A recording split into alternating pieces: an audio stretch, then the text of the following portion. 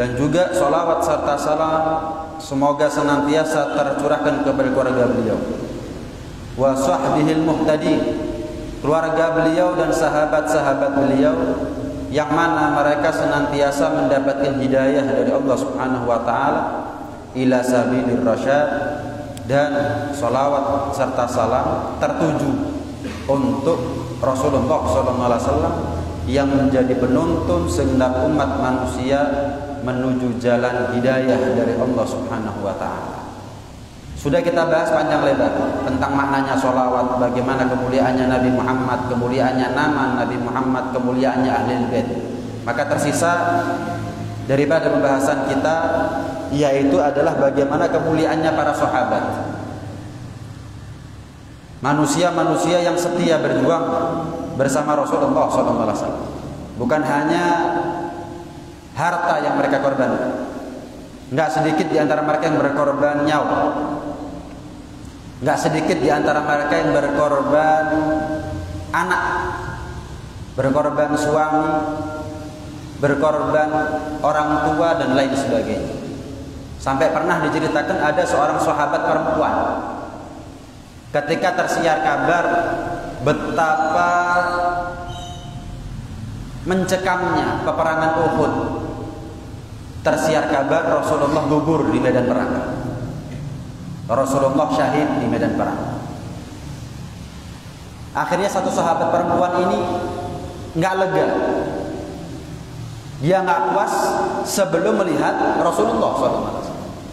Ketika dia sedang mencari Rasulullah SAW, ternyata jenazah anaknya yang sampai. Ini anakmu, nggak apa-apa, anakku syahid. Yang penting Rasulullah gimana? Nggak lama kemudian jenazah daripada suaminya. Ini suamimu, nggak apa-apa, syahid. Aku senang, aku bangga, nggak apa-apa. Aku sedih, tapi aku senang. Aku sedih, tapi aku bangga. Rasulullah di mana? Lihat nih, kepaten anak, kepaten bojo, tetap yang dicari Rasulullah SAW. Sampai akhirnya nampak dari kejauhan Rasulullah selamat. Luka-luka, tapi Rasulullah SAW selamat. Akhirnya satu sahabat perempuan ini bilang, ya Rasulullah, telah sampai di depan mataku jenazah anakku, telah sampai di depan mataku jenazah suamiku. Tapi asal anda tahu ya Rasulullah, kullu musibatin ba'daka jalal.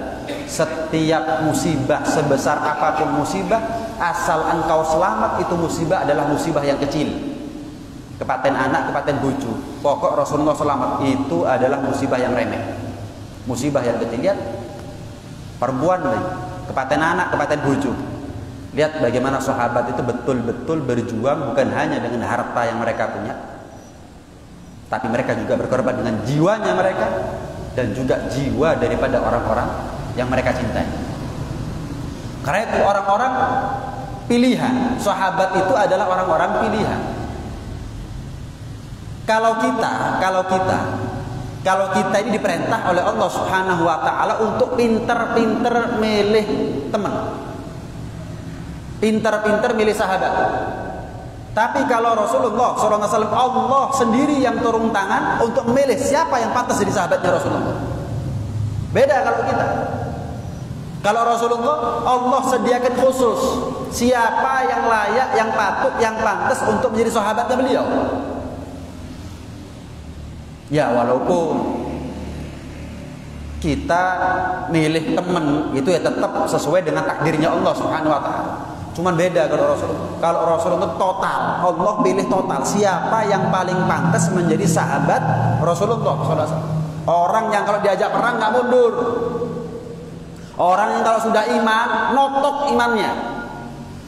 Orang yang kalau sudah belani Rasulullah nggak takut sama siapapun. Kepaten anak siap, kepaten bojo siap, kepaten orang tua siap, hilang nyawanya sendiri siap, diboikot 2 tahun makan daun siap. Mereka nggak pandang usia, walaupun usianya masih belia, tapi kalau sudah iman sama Nabi, sahabatnya Nabi, wah, mentalnya luar biasa, keberaniannya, keimanannya, jihad luar biasa. Allah sendiri soalnya yang milih, Allah sendiri yang turun tangan. Rasulullah SAW pernah bersabda gimana? Innallaha ikhtara li ashaba. Sesungguhnya Allah yang telah memilih untukku sahabat-sahabatku. Faja'ala li minhum wuzara wa ashar. Ada di antara mereka yang Allah jadikan sebagai pembantu-pembantuku, dan ada di antara mereka sahabat-sahabatku yang Allah pilih, yang Allah jadikan, yang Allah takdirkan mereka sebagai mertuaku atau menantuku. Sayyidina Utsman menantu Rasulullah, Sayyidina Ali menantu Rasulullah, Sayyidina Abu Bakar mertua Rasulullah, Sayyidina Umar bin Al-Khattab mertua Rasulullah. Allah yang turun tangan, siapa di antara sekian banyak manusia ini yang pantas jadi sahabat? Dan Allah jadikan di antara mereka ada yang menjadi mertuaku, ada yang menjadi menantuku, ada yang menjadi menteri-menteriku, utusan-utusanku.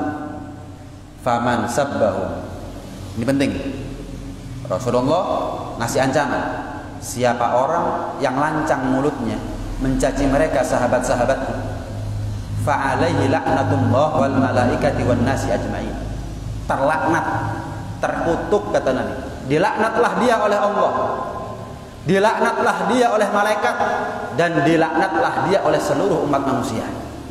Siapa orang yang berani mencaci, memaki, mengumpat daripada sahabat-sahabatku, padahal ada di antara mereka mertuanya Rasulullah, ada di antara mereka adalah menantunya Rasulullah, ada di antara mereka adalah orang-orang kepercayaannya Rasulullah, dicaci, dimaki, terlaknat. Yang melaknat sahabat, yang melaknat yang terlaknat. Yang melaknat sahabat, yang melaknat terlaknat. Keliru. Nyacat sahabat keliru. Terlaknatlah dia kata Nabi. Terkutuklah dia atas laknatnya Allah, malaikat dan seluruh umat manusia. Karena itu jangan sampai kita ikut-ikutan aliran yang ngakunya Islam tapi nyaci sahabat. Ngakunya Islam berarti bukan Islam ya. Ngakunya Islam tapi nyaci sahabat. Kalau ada orang nyaci sahabat Nabi, itu kan secara nggak langsung nyaci Nabi. Nabi nggak pinter cari mertua, begitu. Nabi nggak pinter cari menantu. Nabi nggak pinter cari sahabat. Masa kita lebih tahu siapa sahabat Nabi daripada Rasulullah sendiri? Nggak mungkin dong. Kita ini nggak hidup di zamannya sahabat. Rasulullah yang hidup bersama mereka. Rasulullah yang paling tahu sebaik apapun mereka, sebaik apa mereka. Ya, sebaik apapun sahabat. Memang bukan Nabi, bukan malaikat. Iya, tapi yang ngomong sama. Kamu ini juga bukan Nabi, bukan malaikat. Kira-kira antara sahabat sama kamu, akeh dosane sapa? Lebih banyak dosanya siapa? Sahabat apa kamu? Kalau sahabat punya peran, punya andil, berjuang habis-habisan, kamu berjuangnya apa? Kadang-kadang momen-momen tertentu nyaci-nyaci sahabat, yo. Kadang tapi nyangkruk di warung, katokan cekak ambek rokokan. Enak men. Akhlak nggak punya, nurut sama syariat enggak, tapi di momen-momen tertentu, waduh, ngelaknat sahabat kayak dia manusia suci. Siapa yang lebih tahu siapa sahabat? Dia lebih tahu daripada Rasulullah SAW. Hati-hati, bukan nggak ada orang seperti ini, ada. Bukan nggak ada, ada. Karena itu informasi ini menjadi penting buat kita. Untuk apa? Jaga akidah kita, jaga akidah anak-anak kita, jaga akidah daripada keluarga kita. Ini bukan untuk menyerang, tapi untuk antisipasi pendangkalan akidah. Biar kita kalau nggak tahu ilmunya akhirnya tertipu kita. Tapi kalau kita tahu ilmunya nggak gampang tertipu kita, nggak gampang terbujuk. Nah, jelas Rasulullah SAW pernah bersabda begini, la yuhibbuhum illa mu'min. Nggak ada yang cinta sama sahabat kecuali orang yang beriman. Wala yubghiduhum illa munafik. Nggak ada yang benci sama sahabat kecuali orang munafik. Ini ucapannya Nabi nih. Bukan saya yang ngasih status memvonis. Enggak, Nabi yang bilang yang cinta sama sahabat mukmin, yang benci sama mereka, ngelaknat mereka munafik. Munafik. Faman ahabbahum ahabbahullah. Barang siapa yang cinta kepada sahabat, dia dicintai oleh Allah. Wa man abghadahum abghadahullah. Barang siapa yang benci kepada sahabat, Allah pun juga benci kepada dia. Selesai. Gimana nasibnya orang dibenci oleh Allah Subhanahu wa taala?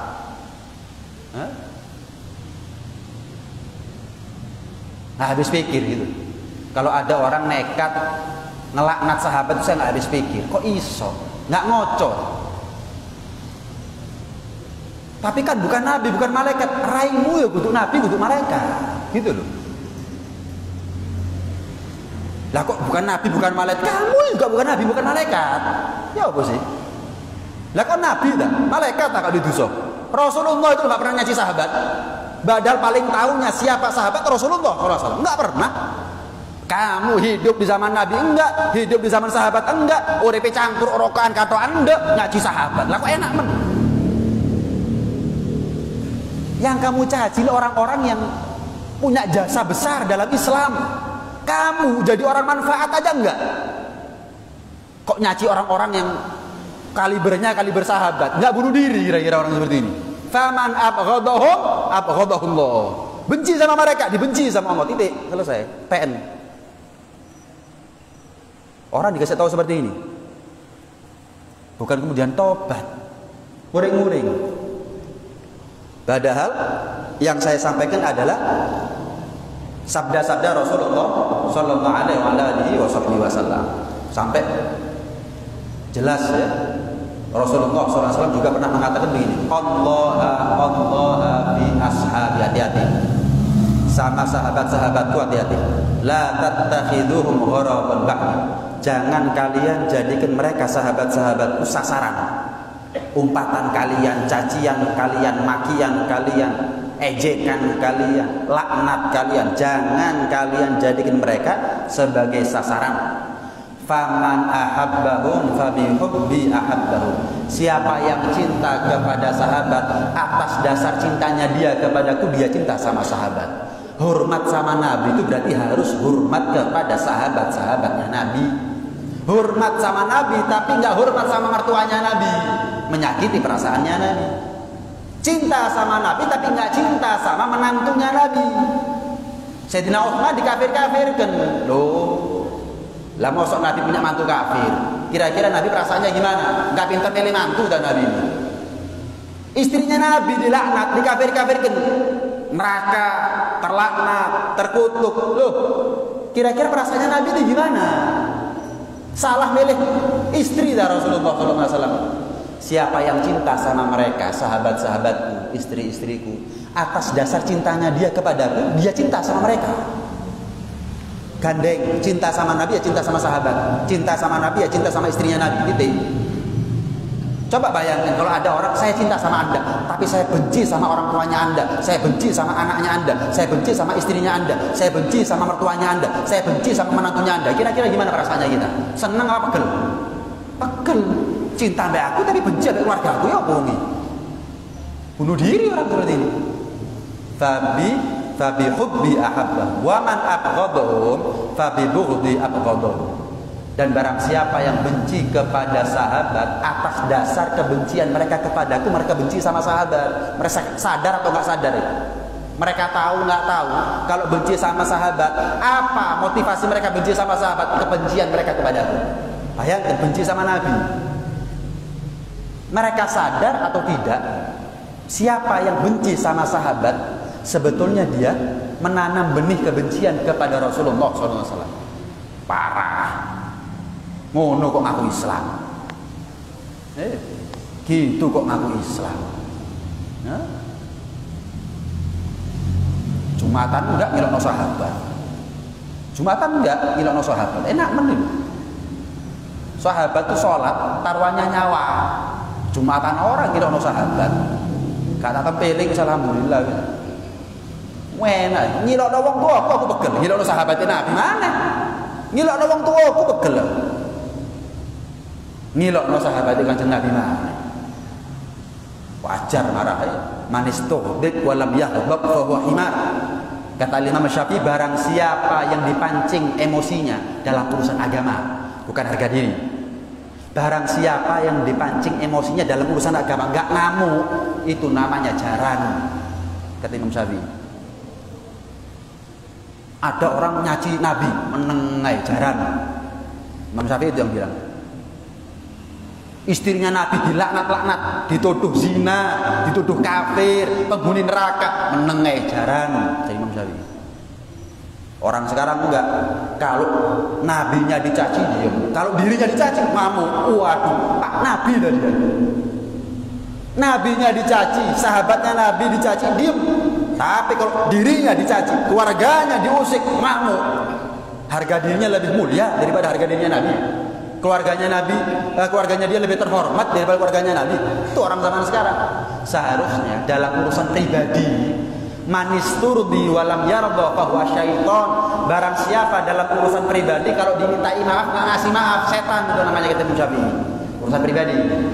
Tapi barang siapa yang dipancing emosinya dalam urusan agama nggak terpancing, itu namanya jarang. Kok kasar ditakon sama Imam Syafi'i? Imam Syafi'i setan, jarang, bukan kasar. Saya kan cuma menerjemahkan itu. Karena memang kebacut. Karena memang kebacut. Sampai Imam Syafi'i ngomong kasar berarti kebacut. Nggak salah Imam Syafi'i, ya dia yang salah, kebacut. Ngilono sahabat, kebacut. Nah, sampai dikatakan apa?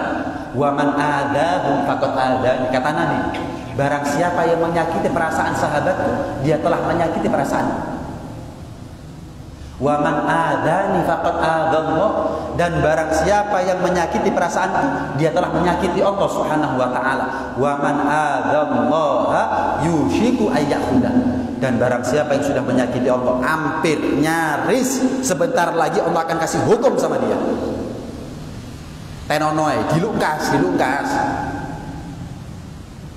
Enggak dunia akhirat. Enggak di dunia, ya di akhirat. Sampai pernah diceritakan dalam kitab Nuzhatul Majalis. Diceritakan ada orang ziarah di makam Rasulullah SAW. Ziarah ada di kota Madinah. Saat itu beliau, orang ini ziarah bersama rombongan. Rombongannya waktu itu ya, nggak seramai sekarang orang di Madinah itu. Ada yang lapar, ada yang haus. Akhirnya bingung, habis bekal. Entek. Sementara mereka ini rombongannya lapar, haus, bingung. Akhirnya melihat ada orang lagi kumpul-kumpul di gubahnya Sayyidina Abbas, paman Rasulullah SAW. Ternyata yang kumpul-kumpul ini orang-orang Syiah. Doyan ngelaknat sahabat. Terpaksa lapar. Maka ini orang bilang, demi kemuliaan Rasulullah, demi kemuliaan Abu Bakar dan Umar sebagai mertua-mertua Rasulullah, tolong bantu kami butuh makan, kami kehabisan bekal. Satu orang di antara mereka bilang, Tenono, biar selesai hajatnya kami, tunggu sebentar. Selesai hajatnya, butuh makan, iya, ayo ikut. Dibawa pulang. Sampai di rumah, budaknya dipanggil. Puluhan budak, belasan budak dipanggil. Antemono. Orang Syiah nih bilang kepada budaknya, ini orang berani-beraninya muji-muji Abu Bakar Umar di depan saya. Antemono. Diantemi, acuh. Bengep, nggak cukup di situ, ambil gunting. Diketok hilang. Setelah itu dibawa, naik kuda atau naik onta, dibuang di jalan. Wes, lidahnya, potongan lidahnya dibawa. Sambil nangis dia, ziarah ke makam Rasulullah. Ya Rasulullah, aku memuji sahabatku, aku memuji mertuamu Sayyidina Abu Bakar, Sayyidina Umar, yang tidak dimakamkan mereka kecuali bersamamu ya Rasulullah. Dipotong lidahku ya Rasulullah. Ya Rasulullah, kembalikan utuh lidahku ya Rasulullah. Tidur, mimpi ketemu Rasulullah, dikembalikan utuh, besok bangun sudah utuh lidah. Oh, Nabi saja bisa, apalagi Rasulullah SAW. Wes, balik utuh. Singkat cerita, tahun berikutnya haji lagi, ziarah ke makam Rasulullah SAW. Kehabisan bekal lagi. Akhirnya dia pergi ke Mbah Abbas. Ada orang-orang Syiah yang sedang ziarah di Mbah Abbas saat itu. Demi kemuliaan Rasulullah. Dibaleni mana? Demi kemuliaan Rasulullah. Demi kemuliaan mertua-mertua Rasulullah, sahabat-sahabat Rasulullah, Sayyidina Abu Bakar, Sayyidina Umar, bantu kami untuk makan kehabisan bekal. selesaikan hajatnya kami dulu, tunggu sebentar. Dia ingat, kok persis ya, mulai ngeredek ya. Waduh, hilang mana ilatku. Waduh, hancur lagi muka saya ini bentar lagi. Yanter lewat gang yang sama tahun yang lalu. Alamat guys. Mungkin kalau tahun lalu saya selamat, mungkin sekarang diketok enggak sepuluh hari ini. Gak kapok soalnya. Baleni mana? Sampai di rumah dikasih makan. Loh, kok sih? Dikasih bekal. Berapa rombongan? Sekian orang nih bekalnya. Nggak lama dikeluarkan sangkar, isinya kerah. Ketek. Aku tahu siapa kamu. Katanya yang punya rumah, aku tahu siapa kamu. Gara-gara kamu. Ini ayahmu dilaknat oleh Allah menjadi kerah. Loh kok bisa gara-gara saya? Iya, karena kamu sebut-sebut kemuliaan Sayyidina Abu Bakar, Sayyidina Umar di depan ayahku murka, dipotong lidahmu, Allah nggak terima. Sehingga dilaknatlah ayahku menjadi kerah. Sekarang sudah saya penuhi hajatnya kamu. Saya minta satu hal, minta sama Allah. Kalau kamu ziarah ke makam Rasulullah, kalau kamu haji selesai dari hajinya kamu, kalau kamu sholat ketika kamu selesai dalam sholatnya kamu, dalam doanya kamu, minta kepada Allah, kembalikan wujud daripada ayahku menjadi manusia kembali. Dilaknat oleh Allah jadi ketek. Ayo, nggak terima Allah Subhanahu Wa Taala kalau sahabat-sahabatnya Nabi dilaknat. Nggak terima Allah Subhanahu Wa Taala. Hati-hati. Mosok bib cobaan. Tak lekono kebun binatang mana sampean.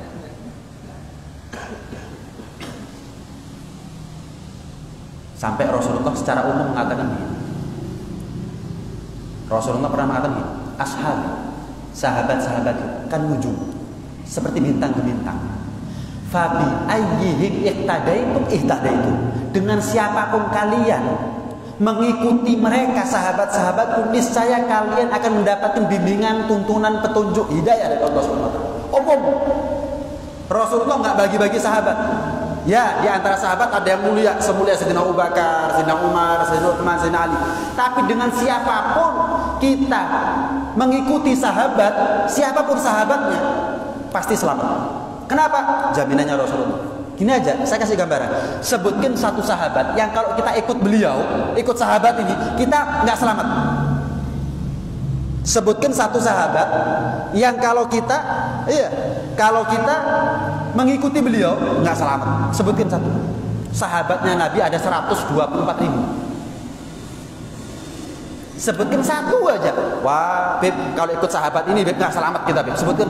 Ayo ketemu bukaan kitab. Gak bakal ketemu. Siapa sahabat yang kalau ikut beliau justru kita nggak selamat? Siapa sahabat yang nggak ikut Rasulullah? Ada tak? Nggak ada. Berarti kalau kita ikut sahabat, siapapun sahabatnya, berarti kita ikut Rasulullah secara nggak langsung. Selesai. Ulama aja, bukan sahabat. Ulama yang kenceng, ulama bener, pasti ngikut Rasulullah. Kalau kita ikut ulama yang kenceng aja berarti ngikut Rasulullah, apalagi ikut sahabat, orang yang sehidup sezaman dengan Rasulullah SAW. Nggak mungkin. Goblok ya gak apa-apa, coba teman-teman. Orang yang benci sahabat, gobloknya murokat. Gak mikir. Kenemenen, bodohnya kenemenen.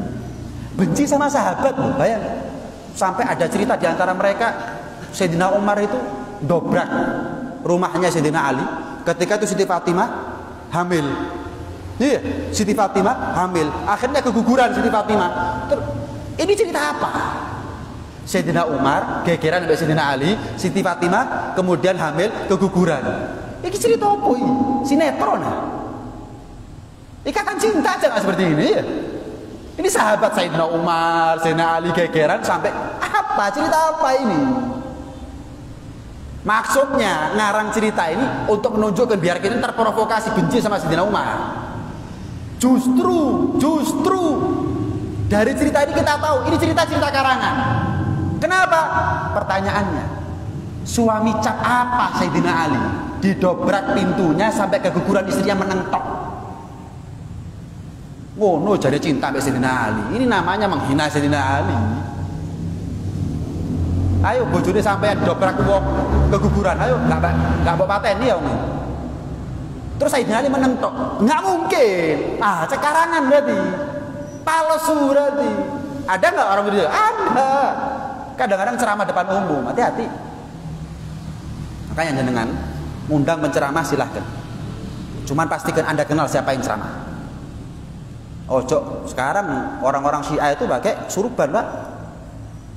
Disik ngilok-ngilokno. Surban kayak gini nih, imamah ini ngilokno disik. Saya iki nyamar. Ngilokno maulid disik. Ngilokno rotib. Saya iki melok rotiban, melok maulidan, nyamar. Luwe halus lek saya iki, makanya lebih hati-hati. Mereka berani tampil dengan pakaian-pakaian Ahlus Sunnah wal Jamaah sekarang.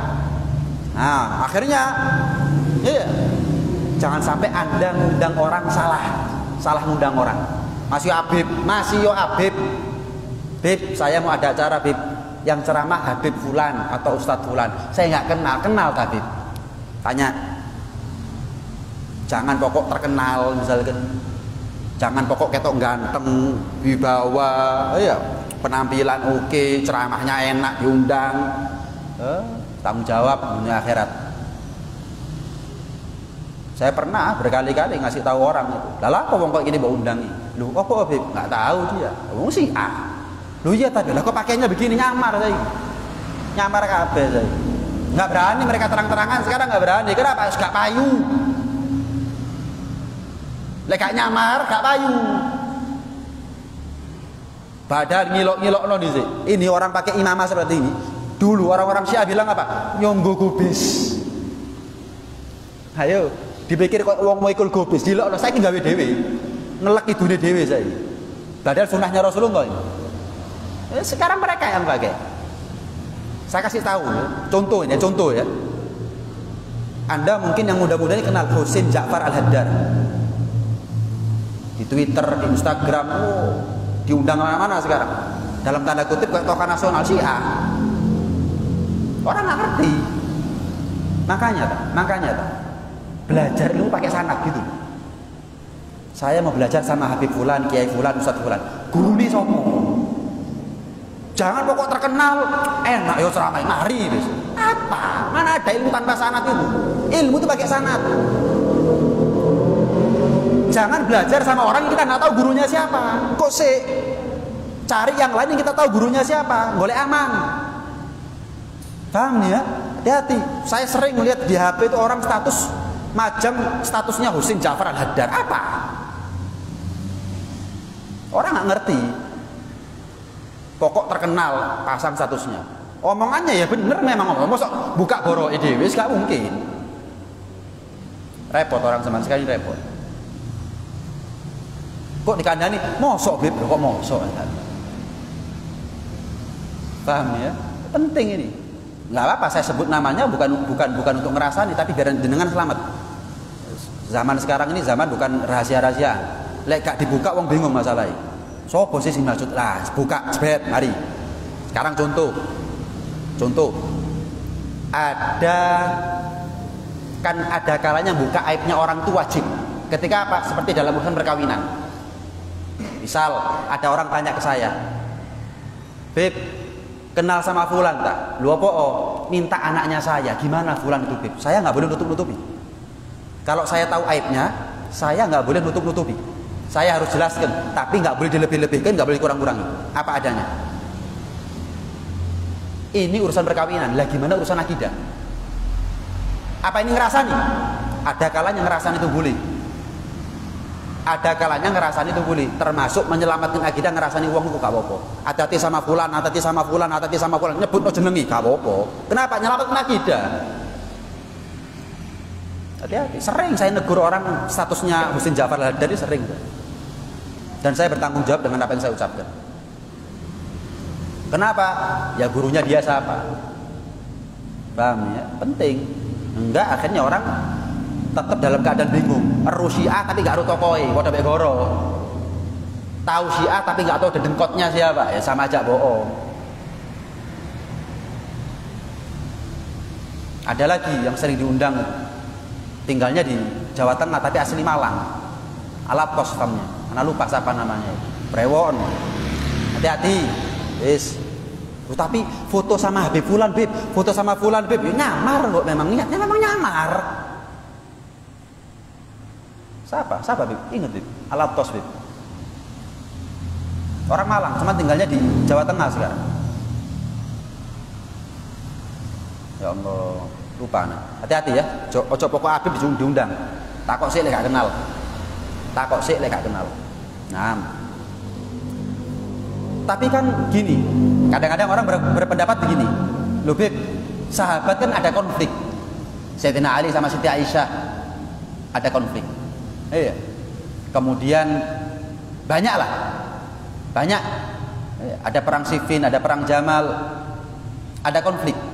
Lah gimana itu Bib? Ya sama. Kalau orang tuamu sedang berkonflik, apa yang kamu lakukan?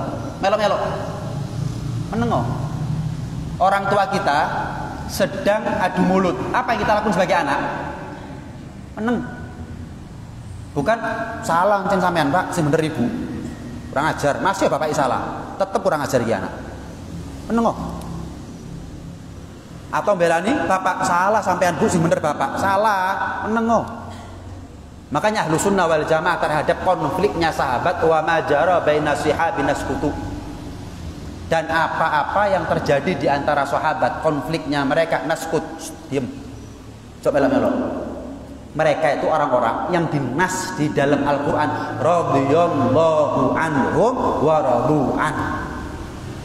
Ayo, mereka ridho kepada Allah, Allah ridho kepada mereka. Selesai.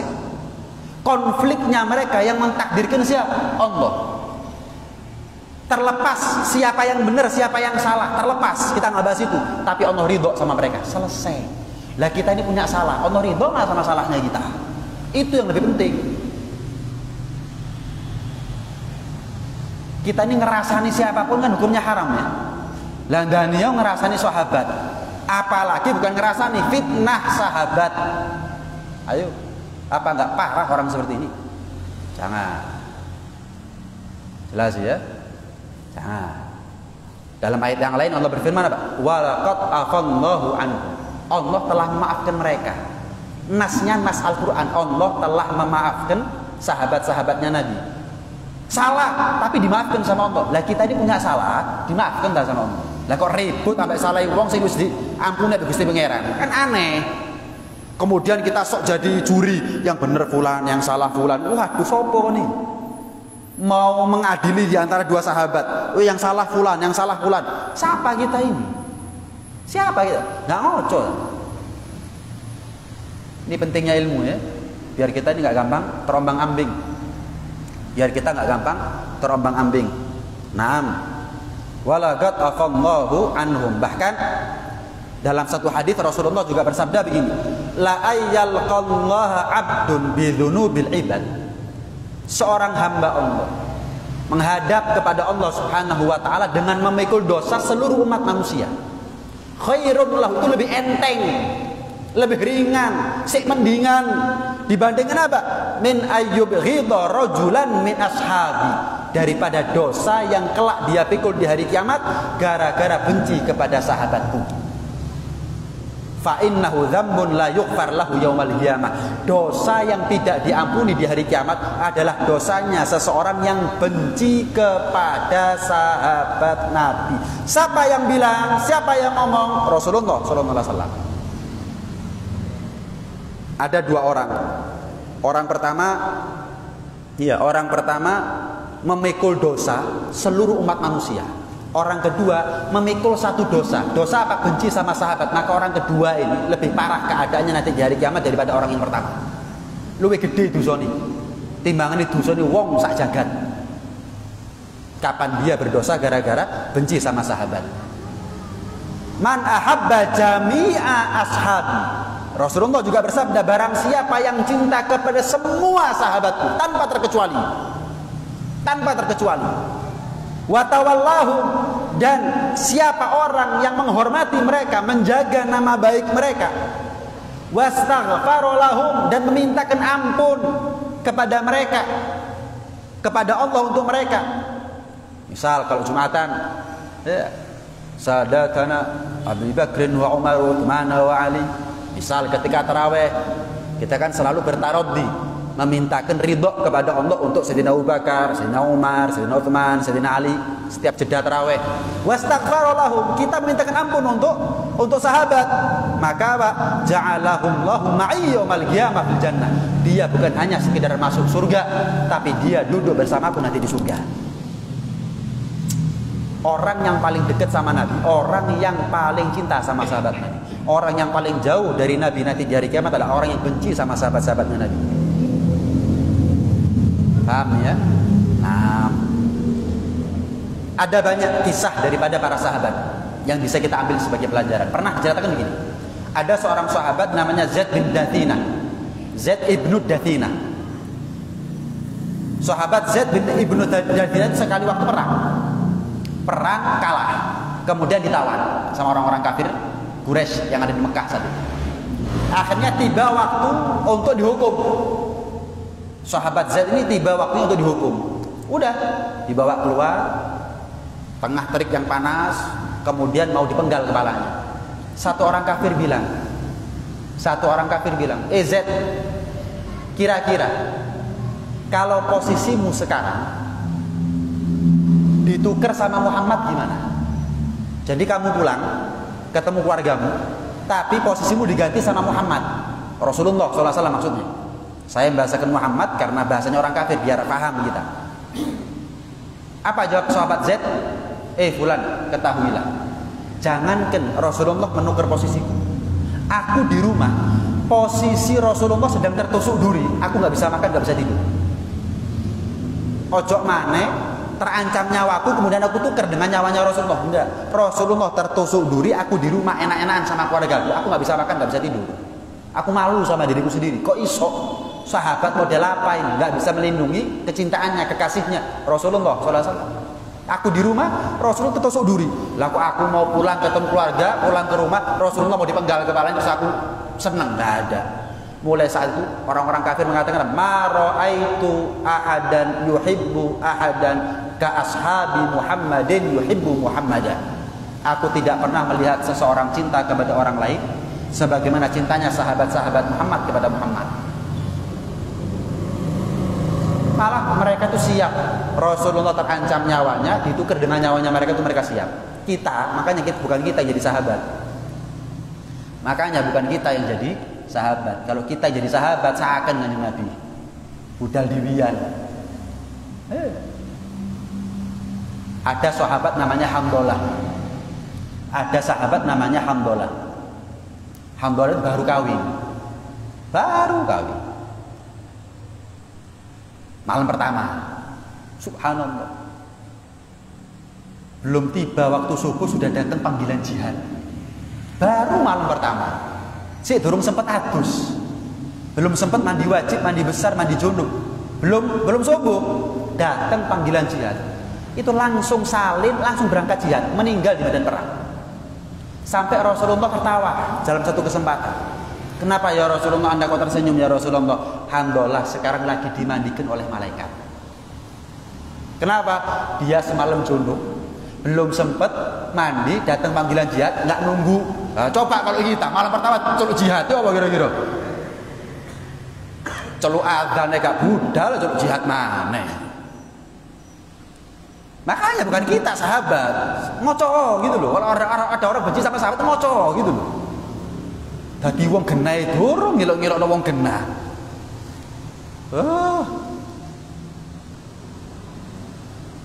Bapak wis sing krungu kupinge panas wis jarno.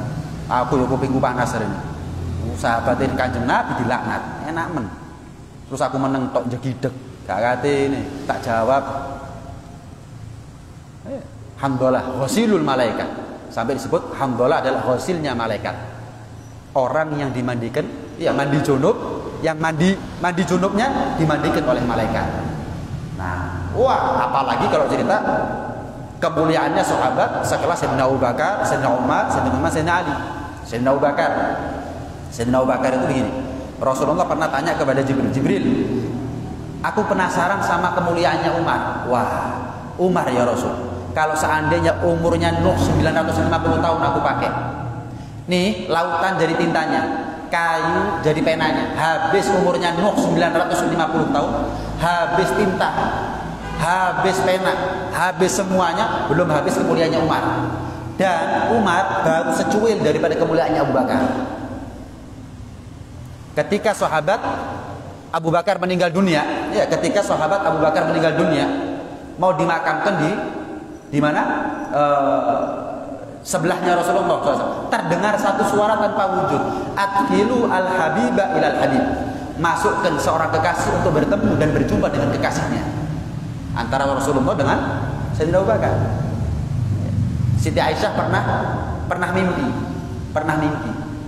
Beliau ketika tidur di kamar Siti Aisyah, kejatuhan rembulan 3 rembulan. Rembulan yang pertama yang paling terang, rembulan kedua terang tapi nggak seterang yang pertama, rembulan ketiga terang tapi nggak seterang rembulan yang pertama dan yang kedua.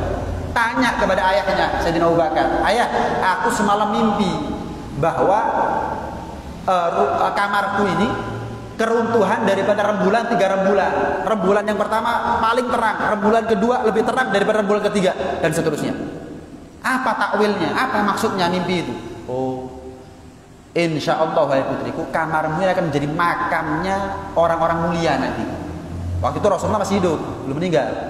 Insya Allah rumahmu ini, kamarmu ini akan menjadi makamnya orang-orang mulia. Akhirnya tibalah waktunya Rasulullah wafat, dikubur di kamar Siti Aisyah. Sayyidina Abu Bakar mengingatkan Aisyah, ingat nggak rembulan pertama yang paling terang siapa? Ini Rasulullah. Yang kedua siapa? Sayyidina Abu Bakar, ayahnya sendiri. Yang ketiga adalah Sayyidina Umar. Lihat Rasulullah, Siti Aisyah kalau ziarah ke makam Rasulullah sebelum meninggalnya Sayyidina Umar, itu kalau sudah masuk kamarnya dibuka kerudungnya. Tapi semenjak Sayyidina Umar meninggal kemudian dimakamkan di makam situ, iya, Siti Aisyah kalau ziarah nggak ngelepas kerudungnya. Ditanya, loh Aisyah biasanya Anda lepas? Dulu nggak ada Umar. Dulu nggak ada Umar, sekarang sudah ada Umar.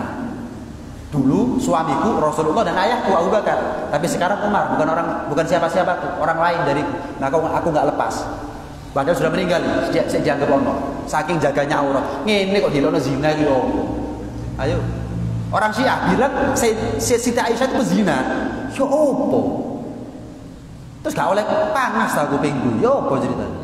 Manusia semulia ini jaga aurat walaupun kepada mayit, walaupun kepada Sayyidina Umar sudah meninggal, dia lalu zina iki opo ceritanya? Ngurmat bojo yang sudah iso ngelokno bojone Kanjeng Nabi.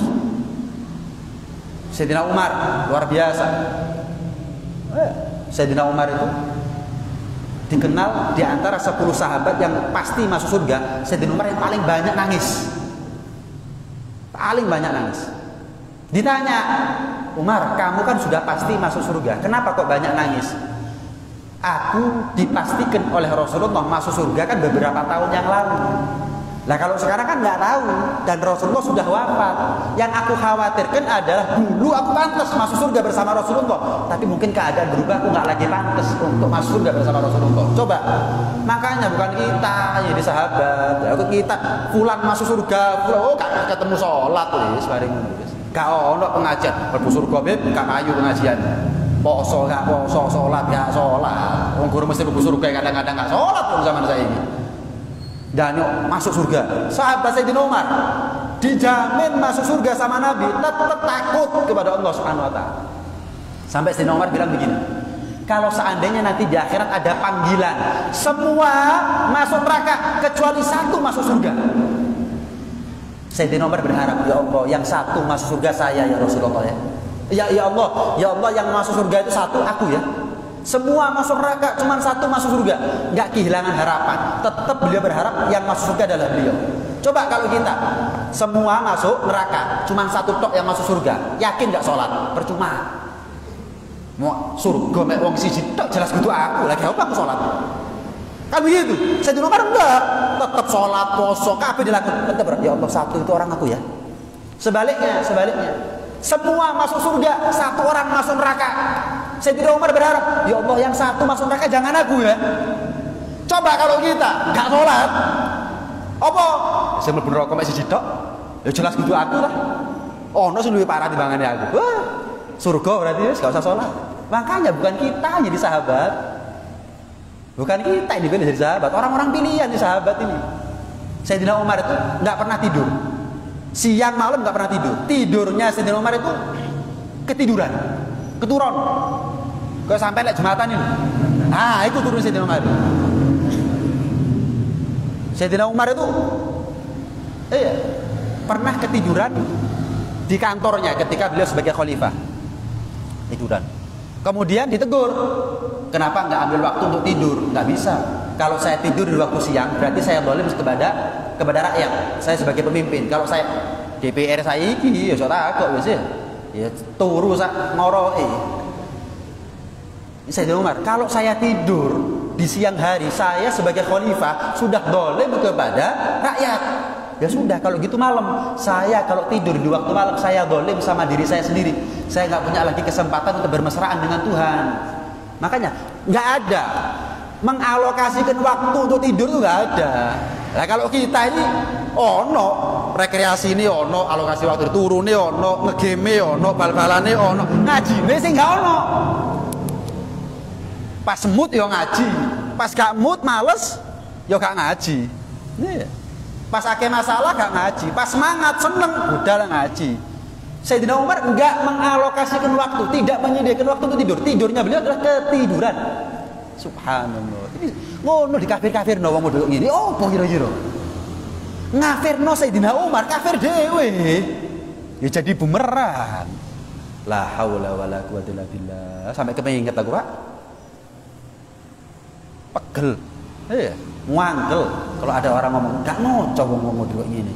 Saya ketemu sama orang-orang seperti itu. Nguripe cangkruk, ngopi, katokan cekak rokokan. Laknat Sayyidina Umar. Ya Allah, tak bele mari. Astagfirullahaladzim. Jogo aurat gak iso ngene Sayyidina Umar. Ya opo model kok ini? Gak paham. Ya Allah, ono lho model kok ngono. Sik doyan wedok lho padahal. Sik ngilokno Sayyidina Umar, Sayyidina Abu Bakar dikafir-kafirno. Ya apa kira-kira? Ada orang ngafirkan kita gara-gara maulidan, gara-gara tahlilan, kafir dewe. Lah ya apa lek ngafirno sahabat?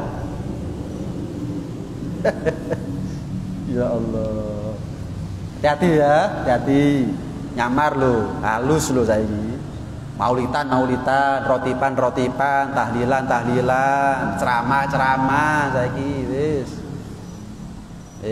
Hati-hati. Karena itu ini penting saya sampaikan bukan karena apa? Karena sering saya jumpai orang-orang yang saya kenal, mereka nggak tahu kalau sebetulnya yang mereka pajang di status, yang mereka undang untuk ceramah, yang mereka mintai doa kalau ada hajat, ternyata orang Syiah semuanya. Taruh Habib kok dhisik, sapa dhisik? Akeh Habib sing Ahlus Sunnah wal Jamaah ya akeh kok. Lah lha apa golek Habib sing Syiah? Peduli amat. Ini. Peduli amat sama habaib yang Syiah. Ya, Habib cuman hormat tetap hormat ya. Hormat tetap hormat. Ojo melo-melo. Tapi untuk meneladani, untuk berilmu kan sudah kita bahas gitu ya. Cinta sama habaib ya, cuman untuk meneladani, ngambil ilmunya, diundang ceramah, dimintai doa, kekurangan habaib sing Ahlus Sunnah wal Jamaah. Nah, usah. Oh, belajarin nang Iran kok digolek kepengin dirungokno ceramah. Hati-hati. Wis. Mudah-mudahan selamat akidah kita semuanya. Mudah-mudahan kita dijadikan oleh Allah pecinta-pecinta sejati terhadap sahabat-sahabat Nabi, terhadap istri-istri Nabi, dan mudah-mudahan kita kumpul ada di surga bersama Rasulullah, bersama Sayyidina Abu Bakar, Sayyidina Umar, Sayyidina Uthman, Sayyidina Ali, dan mudah-mudahan kita menjadi orang yang mulia dunia sampai ada di akhirat. Amin Allahumma amin. Amin ya rabbal alamin. Rabbana anfa'na bima 'allamtana